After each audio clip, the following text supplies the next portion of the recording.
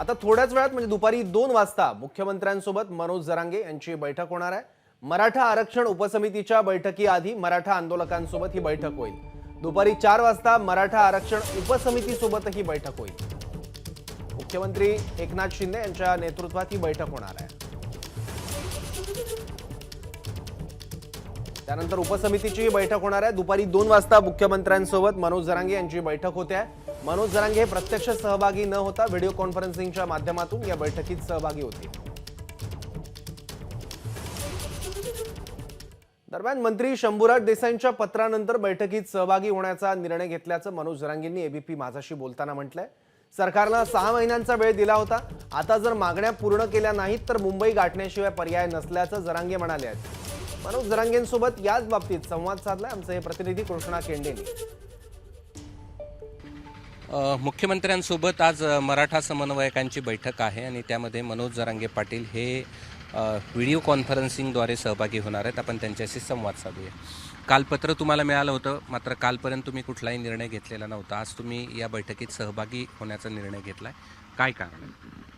नाही, मी शंभूराजे साहेबांचं पत्र आलं त्याच वेळेस राजे साहेबांना सांगितलं होतं की मी येऊन काय करूया, शासकीय बैठकी आपण शासकीयच घ्या। त्यांनी कोणाला आमंत्रित केलेलं नाही, महाराष्ट्रातून कोणाला आमंत्रित, ते शासकीय बैठकी। त्यांनी सांगितलं होतं की तुम्ही यावं, तुम्हाला काय विषय मांडायचे तुम्ही पण मांडा। आता आम्ही विषय तर मांडलेत, 6 महिन्यापासून तेच करतोय आम्ही की विषय मांडलेले आहेत। म्हणलं अरे साहेब आम्ही तिथं येऊन काय करणार, तर ती लाईव्ह करून देणार आहेत का बैठक? कारण आणि मग मी 4 भिंतीच्या आत जात नाही, कारण मी समाजासोबत आहे। मग काय होईल ते आम्ही आमचं लढून मिळू या भूमिकेवर ठाम आहेत आम्ही। आता कळलं आज नेमका काय विषयावरती बैठक आहे, विषय कोणते घेतलेत आणि काय त्यांची भूमिका आहे हे आज क्लिअर लक्षात येणार आहे। तुम्ही व्हीसीद्वारे सहभागी होणार आहात आणि ते लाईव्ह करणार आहात? आता मी इथं समाजातच आहे, इथं व्यासपीठावरती आहे आणि आपण कधी खोटं बोलत नाहीत। त्यांना सांगितलंच होतं की आपण इथं आमच्याकडं सुविधा नाही आहेत। त्यांनी सांगितलं होतं की कलेक्टर साहेबाच्या मार्फत तिकडं ते येतील आणि सगळे व्यवस्था इथं अंतर्वलित करून देतील। त्यामुळे मी माझे कार्यक्रमसुद्धा काही पुढे ढकललेले सरकारच्या याच्यामुळे। इथं समाजासमोर आहे ना, सगळं हे समाज आहे।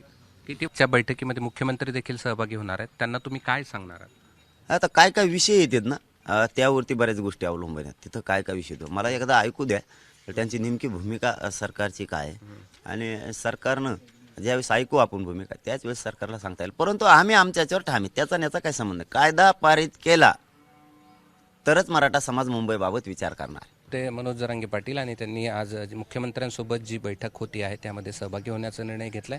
व्हिडिओ कॉन्फरन्सिंगद्वारे ते या बैठकीमध्ये सहभागी होतील। मुख्यमंत्री देखील या बैठकीला असणार आहेत। कॅमेरामन धनंजय दारुंटेसह मी कृष्णा केंडे, एबीपी माझा, अंतरवली सराटी, जालना।